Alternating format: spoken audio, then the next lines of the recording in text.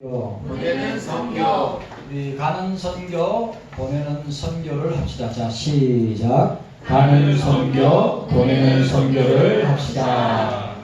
또 예배로 모이는 교회, 전도와 선교로 흩어지는 교회가 됩시다. 자, 예배로 모이는 교회, 선교와 전도로 흩어지는 교회가 됩시다. 시작. 예배로 모이는 교회, 선교 전도로 흩어지는 교회가 됩시다. 제가 어저께 결혼식장에 갔는데 그 교회에 보니까 이렇게 표가 있는데 너무 정확한 표현입니다. 복음이 삶으로, 복음이 삶으로, 삶이 예배로. 또 바꾸면 어떻게 해요? 말씀이 삶으로, 삶이 전도와 선교로. 이렇게 이야기할 수 있습니다. 자, 우리 한번 세계 따라합시다. 세계 선교 따라합시다. 세계 선교. 세계 선교. 인도 선교를 인도 선교를 주님 오실 때까지 주님 오실 때까지 감당합시다. 감당합시다. 이번 연도에 교회가 10,000개 이상 문을 닫았습니다. 우리가 맨날 다음 세대를 이야기하지만 다음 세대가 없고 또 다음 세대가 아닌 다른 세대가 나온다고 하는 것이 교회의 문제이기도 합니다. 그러나 오늘 저와 여러분들 우리가 인도 경서 제자 훈련은 개원 13주년을 맞이하는 이 주일에 우리가 지금 세계 선교로 볼 때 가장 중요한 거점 지역이 제가 볼 때는 인도라고 생각합니다. 왜냐? 인도가 세계 제일 많은 인구를 가지고 있고 IT나 모든 방면에서 뛰어난 기술을 갖고 있을 뿐만 아니라 강력한 힌두교들 때문에 기독교가 엄청나게 많이 핍박을 받지만 그 핍박 가운데 인도 교회는 계속해서 성장하고 있다고 하는 사실이에요. 우리 한국 교회는 자꾸 꺾여져서 1200만인데 지금은 한 600만. 제가 생각할 때 5년이나 10년 지나면 한 300만 안 되겠어요? 교회 나오는 사람들이. 우리가 이 사실을 저와 여러분들이 기억하고 주님 앞에서 주님이 주신 이 명령. 자, 오늘 경서교회를 향한 예수님의 선교 명령인데 선교 명령이면서 선교 사명이기도 합니다. 그리고 이 명령과 사명은 뭡니까? 해도 되고 안 해도 되는 것이 아니라 우리가 교회가 우리가 존재하는 것을 보여주고 있습니다. 여러분, 선교해야 합니다. 전도해야 합니다. 왜냐하면 그것은 주님의 명령이기 때문입니다.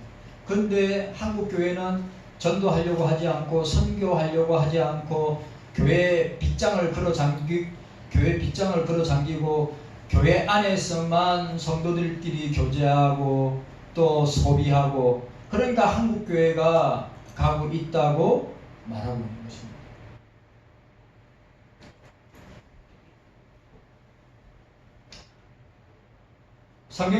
성경에 두 가지 그레이트 커미션이 나옵니다. 명령, 위대한 명령이 나오는데 그 첫 번째가 문화대명령입니다. 창세기 1장 28절 어떻게 있죠? 생육하고 번성하고 땅에 충만하고 땅을 정복하고 모든 생물을 다스리라고 하는 명령입니다. 그런데 이 세상을 관리하라고 했지 파괴하라고 하지 아니하였습니다. 그런데 우리 사람들은 그 하나님의 명령을 어기고 있죠.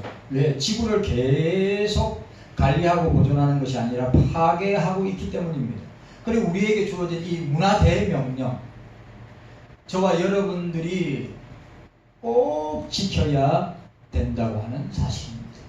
그리고 또 하나가 오늘 본문에 나와 있듯이 선교 대명령을 보게 됩니다. 자, 성경에 나타난 예수님의 선교 명령을 보면, 성경에 나타난 예수님의 선교 명령, 예수님의 유언을 보면 우리가 이 신약 성경을 통해서 발견할 수 있습니다. 우리가 오늘 읽었던 이 본문 말씀이 예수님의 유언이고 우리에게 주신 최후 명령이고 위임 명령입니다. 그리고 마가복음 16장 15절에 너희는 온 천하에 다니면서 만민에게 복음을 전파하라 고 말했습니다. 또 누가복음 24장 45절에서 48절, 자 누가복음 한번 보도록 하겠습니다. 누가복음 우리 말씀 보도록 하겠습니다. 누가복음 24장 맨 뒤에 가시면 됩니다. 누가복음 24장 45절에서 48절까지 자 함께 읽도록 하겠습니다. 45절입니다. 함께 읽습니다. 48절까지 시작. 이에 저희 마음을 열어 성경을 깨닫게 하시고 또 이르시되 이같이 그리스도가 고난을 받고 제3일에 죽은 자 가운데서 살아날 것과 또 그의 이름으로 죄사함을 얻게 하는 회개가 예루살렘으로부터 시작하여 모든 족속에게 전파될 것이 기록되었으니 너희는 이 모든 일의 증인이라 말씀하였습니다. 자, 요한복음 20장 22절에 저희를 향하사 숨을 내쉬며 가라사대 성령을 받아라. 성령을 받아라. 성령을 받아야 사명 감당할 수 있어요. 성령을 받아야 선교할 수 있어요. 성령을 받아야 전도할 수 있어요. 우리 속에 만약에 거듭나고 중생받지 아니했다면 우리 속에 성령이 없는 것입니다. 이해 가셨죠? 성령이 우리 속에 역사하실 때 선교하게 되고 전도하게 되고 구제하게 되고 복음 전파하게 되는데 성령이 없는 사람은 교회를 아무리 오래 다녀도 성령이 없는 사람은 전도 못하고요, 선교도 못하고요, 구제도 못하고요, 아무것도 할 수 없는 거예요. 이 사실을 기억하시고 성령을 받아라. 성령. 제자들이 사도행전 1장에 성령 받기 전에 제자들은 우리와 똑같은 모습으로 세상을 두려워하고 사람을 두려워하고 환경을 두려워하고 문제를 두려워하던 그 제자들이 사도행전 2장에 성령이 그들에게 성령 세례죠. 그들에게 성령이 함께 하시고 임하였을 때 여러분 세상이 감당하지 못하였더라. 히브리서 11장 세상이 감당하지 못하였더라. 그러니까 우리가 성령 받았느냐 안 받느냐 그렇게 중요한 거예요. 내 속에 성령이 함께 하신다. 마음으로 믿고 의에 이루고 입으로 시인하는 자는 로마서 10장에 구원을 얻으리라. 이 말은 성령이 임하셔야지만이 어떻게 해요? 그런 역사가 일어나는 거예요. 성령이 우리와 함께 하지 않는다면 아무것도 할 수 없어요. 그래서 예수님께서 제자들 부활하시고 난 뒤에 제자들에게 샬롬 엘레카 너희들에게 평강이 있을지어다 하면서 어떻게 해요? 숨을 들이쉬면 루하허 숨을 들이쉬면서 제자들에게 성령을 받으라. 여러분 목사도 저와 여러분들도 성령이 함께하지 아니하시면 우리는 껍데기 신앙생활 합니다. 지폰 아니죠. 연륜 아니죠. 교회 생활을 길게 하였거나 짧게 하였거나 성령의 사람이 주의 일을 하고 성령의 사람이 선교하는 것입니다. 그걸 아셔야 돼요. 성령이 함께 하시는가? 자, 성령이 함께 하는 것을 어떻게 알 수 있어요? 성령이 함께 하는 걸 어떻게 알 수 있어요? 예수님이 믿어진다. 예수님이 나의 구원자이시다. 예수님이 나의 구속자시요 예수님이 메시아시요 예수님이 나의 하나님이시 주는 그리스도시요 하나님의 아들이십니다 라고 하는 것이 믿어지고 고백되어지는 사람이 성령 받은 사람이고 거듭나고 중생 받은 사람이란 말이죠. 그런데 안 믿어져. 죽었다 깨어나도 안 믿어져요. 그럼 종교인입니다. 미안하지만 종교인입니다. 우리 교회 안에 종교인이 있을 수 있습니다. 한국 교회 안에 종교인들이 얼마나 많아요. 절대 우리는 우리 자신을, 우리 신앙을 자랑해서는 안 돼요. 우리는 자랑할 것이 있다면 예수 그리스도를 자랑해야 합니다. 예수 그리스도를 자랑합니다. 예수 그리스도를 자랑합니다. 예수 그리스도를 사랑하고 교회를 사랑하고 성도들을 사랑하고 사랑해야죠. 깨닫는 은혜가 사도행전 1장 8절 오직 성령이 너희에게 임하시면 너희가 엑스시아 권능을 받고 예루살렘과 온 유다와 사마리아와 땅 끝까지 이르러 내 증인이 되리라. 근데 뭐예요? 성령 세례를 받아야 돼요. 성령 세례는 언제 받아요? 예수님을 만날 때, 예수님을 인격적으로 만날 때, 예수님을 나의 구주로 고백하고 믿을 때 됩니다. 만약 그런 게 없다, 아직 주님을 못 만나는 거야.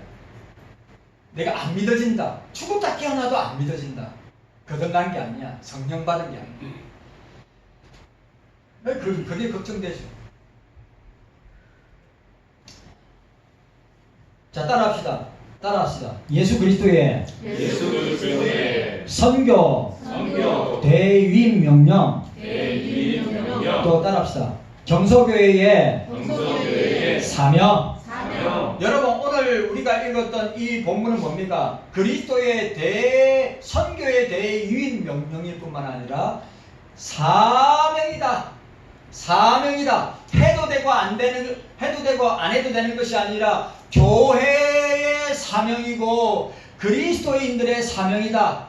우리 인도 선교를 13년 했는데 예수님 오실 때까지, 우리 경소교회가 존재할 때까지 우리가 그 훈련센터를, 선교센터를 지을 때, 그때 당시로 아시죠? 13년 전이니까 5천만 원 넘게, 지금 만약 시설하는데 1억이 넘는 거죠. 지금 그게 너무너무 많이. 또 우리 훈련센터, 선교센터는 지금 칼빈신학대학교의 분교란 말이죠. 분교. 그러니까 인도 현지 사역자들이 칼빈신학대학교에서 어떻게 해요? 위탁 교육을 받는 장소가 우리 훈련센터라는 거죠. 교회의 1차적인 사명은 그리스도의 몸을 세우는 것이다. 교회를 세우는 것이다. 교회가 그리스도의 몸이라는 표현은 신약에서 종종 언급하고 있습니다. 여러 군데서. 예수 그리스도와 교회의 관계가 유기적인 관계, 역동적인 관계임을 보여주고 있습니다. 뗄 수 없는. 그리스도는 우리의, 머리는 그리스도고 지체는, 몸은, 우리 이 지체는 저와 여러분들이라고 그랬어요. 이 유기적 관계는 뗄 수가 없어요. 근데 가장 중요한 건 뭐죠? 머리잖아요. 머리가 온몸으로 명령을 하더라면 몸이 따라하는 거거든요. 근데 그 머리의 주인이 누구시냐? 예수 그리스도다. 예수 그리스도다. 즉 교회는, 그리스도인들은 예수 그리스도를 떠나서는 존재할 수 없다. 예수를 떠나서는 존재할 수가 없다. 오직 예수 그리스도의 생명의 연합을 이룬 가운데, 예수 그리스도와 하나됨을 이룬 가운데 교회로서의 힘과 권세를 발휘할 수 있다. 은과 금은 내게 없거니와 내게 있는 건 내게 주노니 곧 나사렛 예수의 이름으로. 나사렛 예수의 이름으로. 그런다. 얼마 전에 우리 넙도교회 남궁유 목사님하고 이야기하면서 그 말 하는데 제가 공감을 하는 게 뭐냐면, 미국 교회나 유럽 교회나 한국 교회는 남궁유 목사님 입장에서 볼 때 돈이 교회 속의 힘이라요. 은과 금은 교회에 많은데 예수의 능력과 예수의 이름이 사라진 교회는 아무것도 아닌 교회다. 토마스 아퀴나스도 뭐라고요? 은과 금은 로마 천주교에 많은데 그런데 없는 게 있네요. 예수 그리스도의 이름이 없네요. 여러분, 우리 경소교회는 돈이 없어도 예수님이 함께하기를 원합니다. 너무너무 중요한 거예요. 우리는 그리스도를 떠나서 살 수 없어요. 우리는 그리스도와 하나 되고 연합해야 돼요. 그런데 교회가 성도들끼리 교회와 성도들이 그리스도 안에서 연합하고 하나 되지 못하고 유기적 관계를 맺지 못하면 그는 세상 단체예요. 그럼 맨날 싸움만 하는 거예요. 맨날 분란만 일어나고 맨날 서로 헛들고 맨날 시기하고 질투하고 불만 가지고 누가 잘났니? 누가 잘났니? 누가 똑똑하니? 네가 잘했니? 내가 못했니? 그렇게 되는 거예요. 왜 그럴까요? 근데 그리스도와 연합함과 하나됨이 결핍되었기 때문에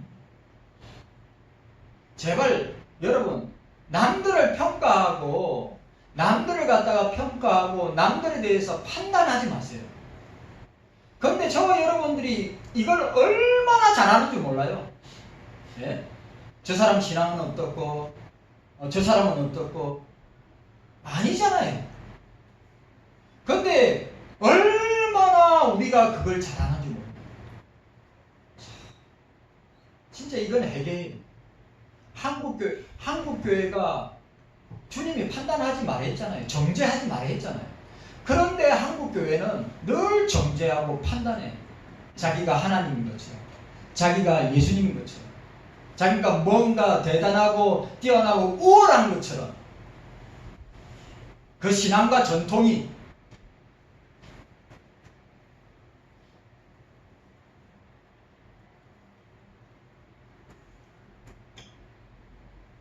오늘 한국교회의 문제는 이겁니다. 그리스도가 없다 이 말이에요.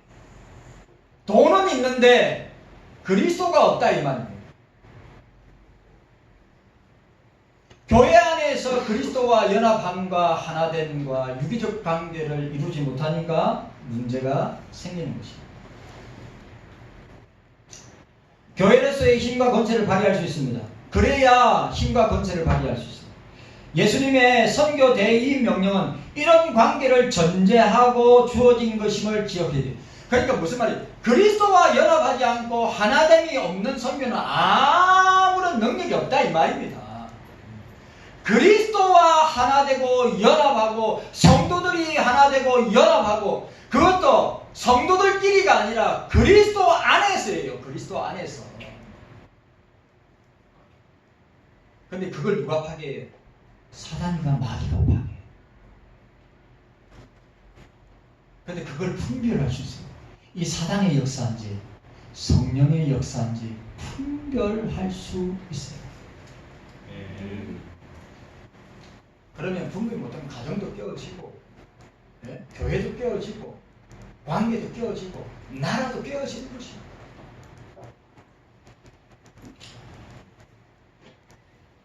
예수님은 선교 대의 명령을 명령하시던 그 당시에 제자들이 그 명령을 제대로 수행할 수 없음을 알고 있었기 때문에 왜? 다 십자가 앞에서 다 도망갔기 때문에 알고 있었기 때문에 어떻게 해요? 오직 성령님을 통하여서 예수님 자신과 제자들이 참된 영적인 연합을 이루고 될 때 이것을 감당할 수 있다 이 말이죠.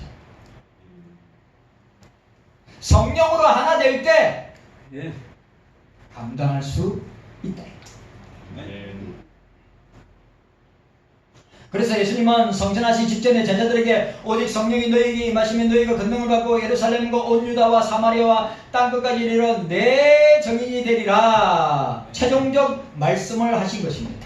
그럼 이 모든 것에 전제되는 예수 그리스도의 선교 대위 명령 자, 오늘 첫 번째로 따라합시다. 가라.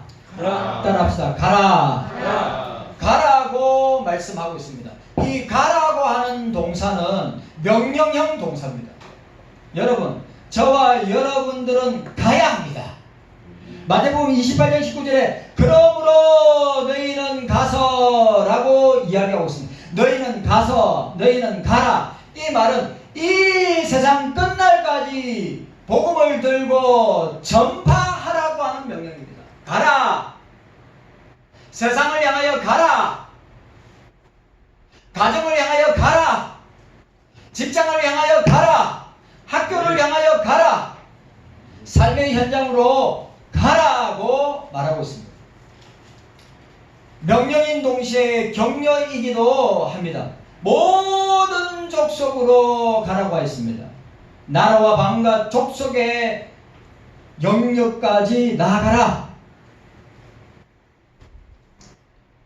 제자들의 선교 영역이 뭡니까? 세계 열방을 향하여 나아가라. 땅끝까지 나아가라. 가라. 고. 가라. 자, 따라합시다. 가라. 가라. 너희는 가라. 따라합시다. 너희는 가라. 가라. 여러분, 여러분들에게 이런 은혜가 있기를 원합니다. 가야 합니다. 경성교회는 삼위일체 하나님께 예배하기 위하여 모이는 교회와 선교 전도를 위해서 흩어지는 교회. 참 안타까운 것은 코로나 시대에 모여야 되는데 어떻게 됩니까? 흩어져 있다는 거죠. 모이고 예배로 모이고 전도와 선교로 흩어져야 한다고 하는 균형 감각을 가지고 신앙생활을 해야 됨을 우리에게 보여주고 있습니다. 모이는 교회, 모이는 경소교회, 흩어지는 경소교회. 모여서 예배하고 교제하고 흩어지면 선교하고 전도하고. 어디에서? 내 삶의 현장에서. 갈비는 이 주석을 이렇게 했습니다. 갈비는 주님께서 제자들에게 주신 명령은 모이는 교회를 전제로 하여, 모이는 교회를 전제로 하여 흩어지는 교회를 강조하고 있다. 우리 경성교회도 주일날 모여서 예배드리고 교제하고 공부도 하고 서로 나누고 난 뒤에 어디래요? 흩어지는 교회. 전도와 선교하는 흩어지는 교회. 저와 여러분들이 세상을 향하여 그 흩어지는 교회가 되어야 합니다. 네. 여러분, 우리가 교회입니다. 네? 고린도전서 3장과 6장에 성령이 거하는 전 교회란 말이죠. 우리가 경수교회를 떠나서 세상 속에 머물고 있는 그곳이 전도하고 선교하는 흩어진 교회이다. 복음에는 국경이 없습니다. 이유는 복음은 만민에게 미칠 기쁨의 좋은 소식이기 때문에. 복음은 어디까지 해야 합니까? 어디까지 전해야 됩니까? 지구촌 땅끝까지. 왜? 모든 사람은 다 죄인이기 때문에 복음을 전해야 돼요. 교회에서 복음 전하려 했어요? 아니잖아요. 교회가 빛과 소금이라고 말씀하셨죠. 세상입니다. 세상을 향하여 있어요. 자, 두 번째로 따라합시다. 제자 삼으라. 제자 삼으라. 따라합시다. 제자 삼으라. 제자 삼으라. 오늘 28장 19절에 모든 족속으로 제자를 삼아라고 했습니다. 여기 제자로 삼는다. 마데튜오. 이 말은 가르치고 훈련시켜서 복음의 일꾼으로, 복음의 군사로 생명체제에 올리다. 제자 삼으라. 오늘 저와 여러분들이 예수님의 제자인 줄로 믿습니다. 뭐라고요? 저와 여러분들이 제자가 되어서 어떻게 해요? 예? 가르치고 훈련시켜서 복음의 일꾼으로, 복음의 군사로 주님의 생명체계에 올리라고 하는 것이다. 여기에 마데튜오란 말은 신약의 네 군데 나옵니다. 마태복음, 자, 오늘 본문에 나오고 마태복음 13장 52절에 천국 제자, 마태복음 27장 57절에 저물 때 아리마대 부자 요셉이라는 사람이 왔으니 그도 예수의 제자. 마데튜오. 그 다음에 14장 21절 많은 사람을 제자로 삼고 마데튜오. 근데 보통 신약의 제자라고 하면 알폴루데오. 보통 일반적으로 알폴루데오라 쓰는 단어를 써요. 헬라어를. 이게 뭐냐? 따르는 자. 근데 오늘 본문은 뭐예요? 마데튜오. 제자를 따르는 것이 아니라 제자를 만들다. 복음의 일꾼으로, 복음의 군사로 천국의 생명체에 완전히 올리는 자가 된다고 하는 의미입니다.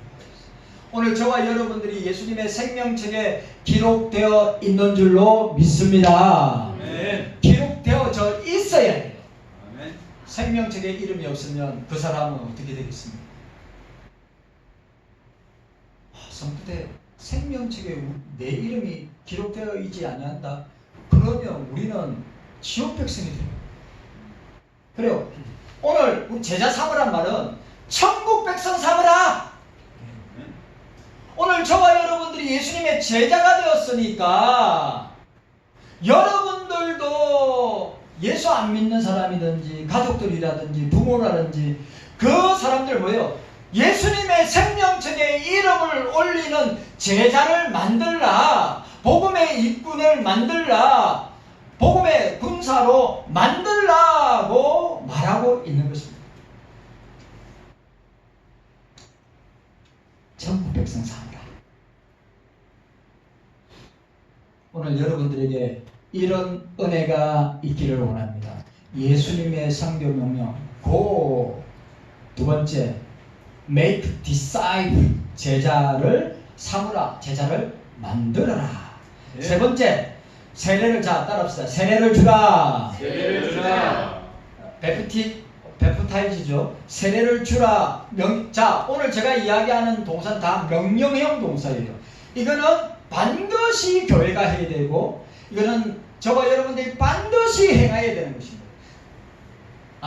내가 형편에 따라, 여건에 따라서, 상황에 따라서 할게요. 그거 아니에요. 그런 거 다 초월해서 이 명령 앞에 순종하는 거예요.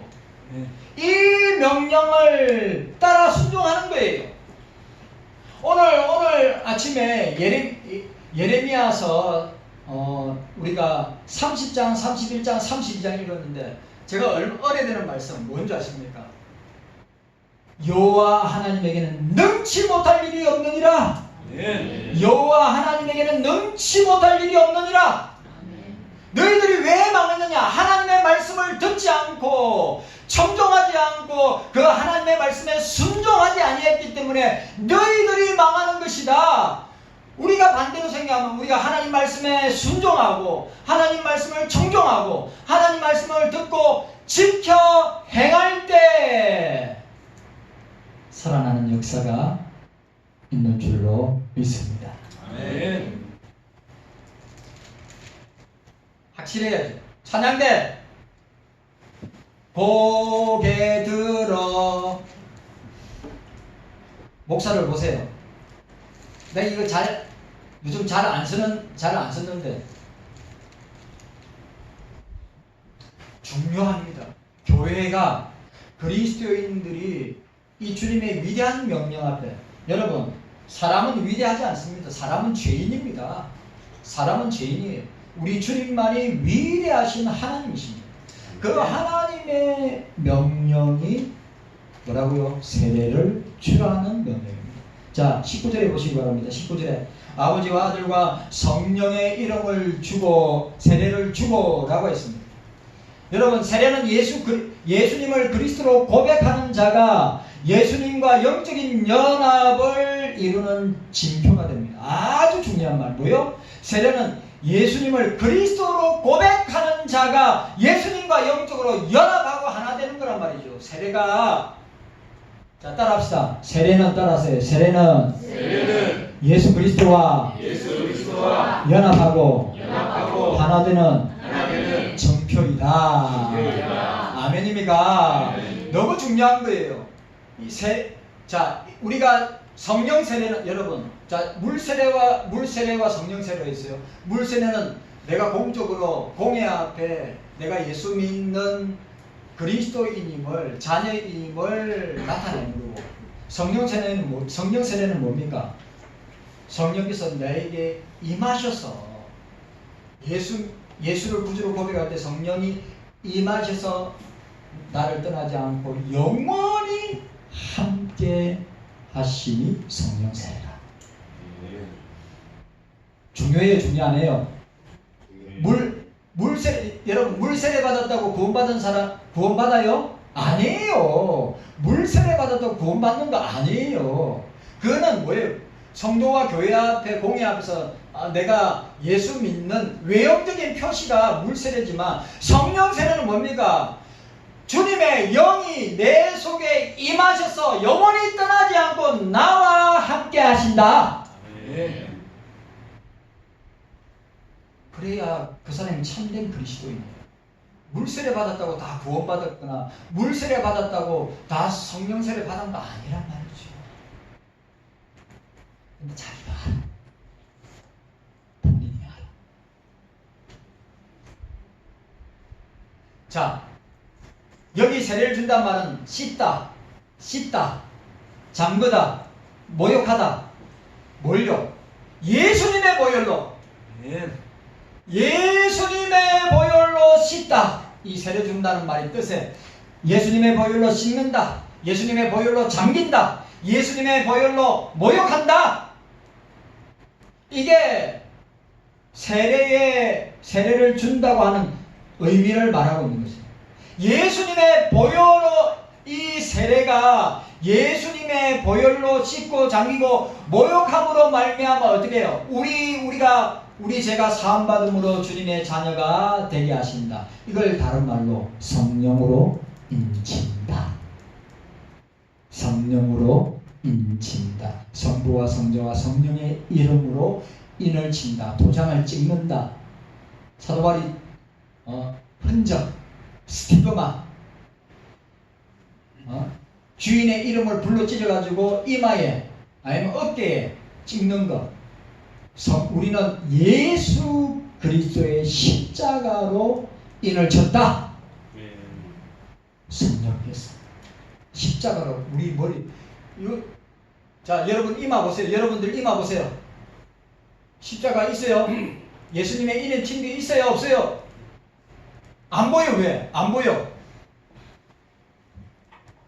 주님이 뭘로 보실까요? 우리가 주님의 심판대 앞에 있었어요. 우리 인을 어디에 칩니까? 이마에 치는 거예요. 이마에. 성령으로 인친다 할 때 여러분 그 로마 시대 때 인을 칠 때 보통 이마에 쳤단 말이죠. 아니면 여기에나 가슴을 치는데 보통 이마.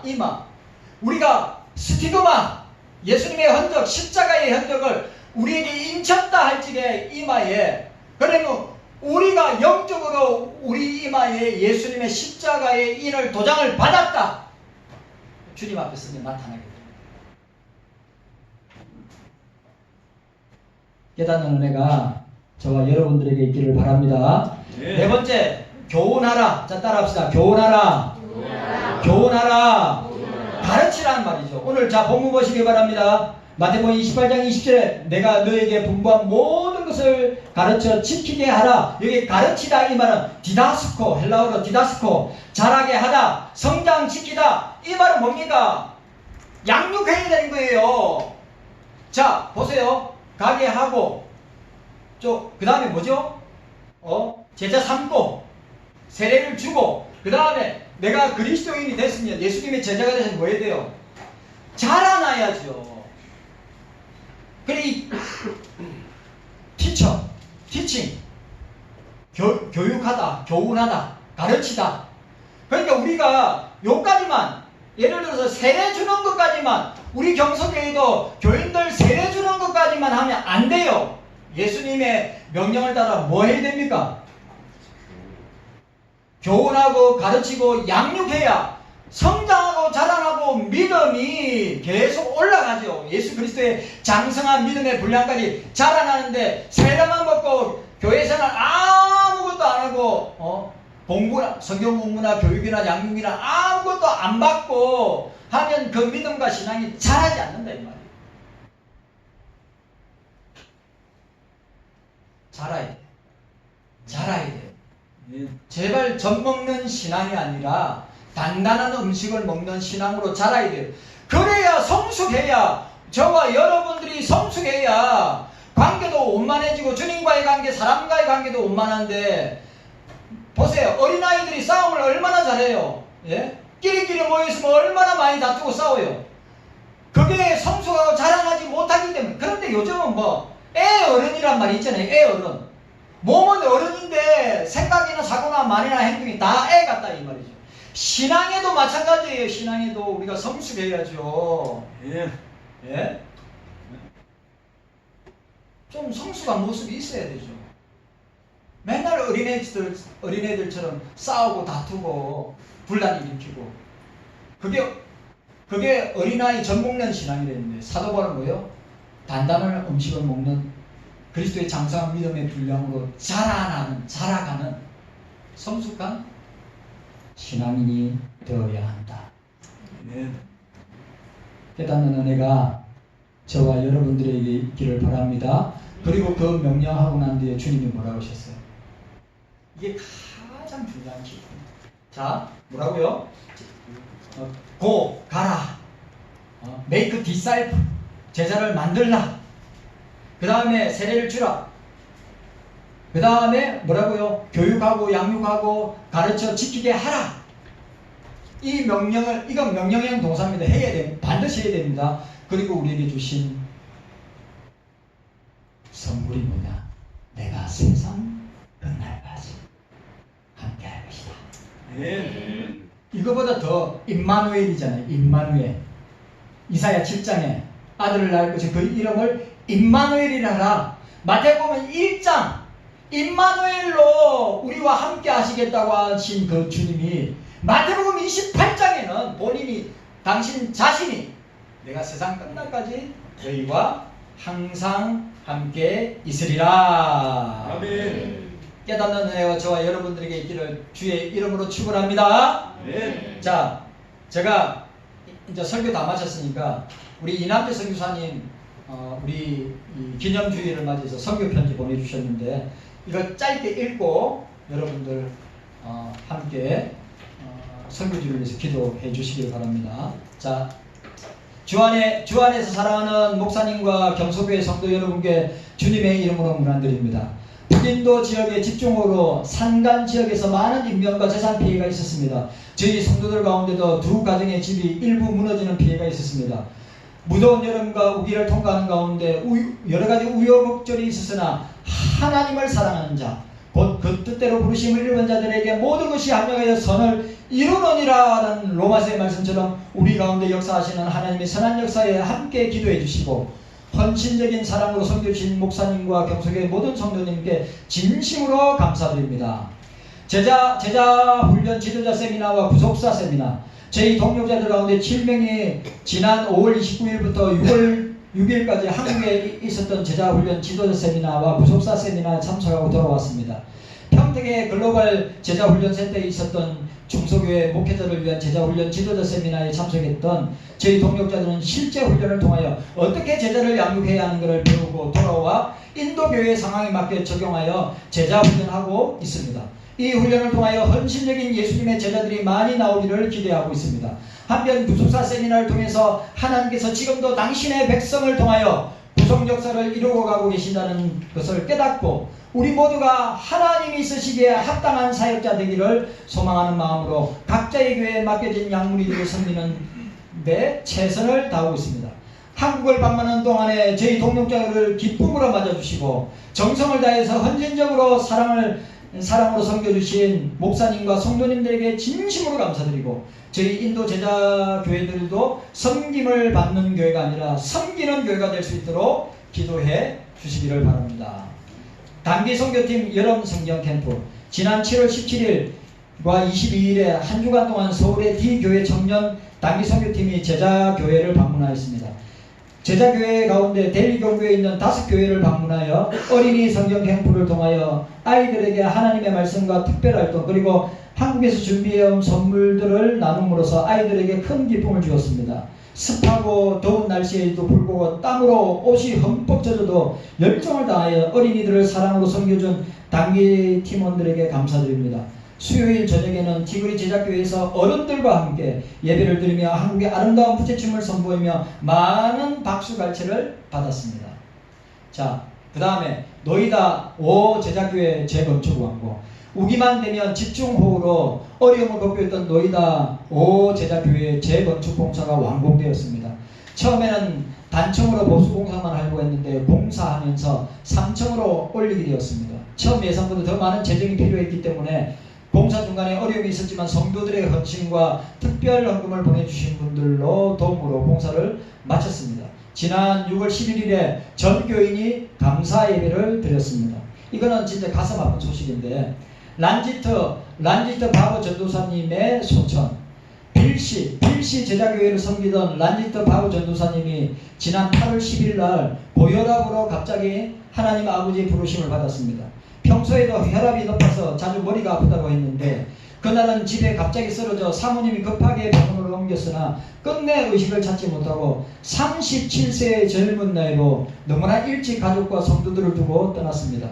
필시 지역의 목회자들과 성도들 그리고 주변의 힌두 교인들까지 많은 사람들이 장례식에 참석하여 전도사님의 죽음을 애도하였습니다. 유족으로는 사모님과 5세된 아들 그리고 어머니와 두 형제가 있습니다. 갑자기 당한 슬픔으로 큰 충격을 받은 가족들과 성도들이 속히 평안을 되찾을 수 있도록 기도해 주시기를 바랍니다. 내가 만났는데 두 번째 갔을 때 주님 감사합니다. 우리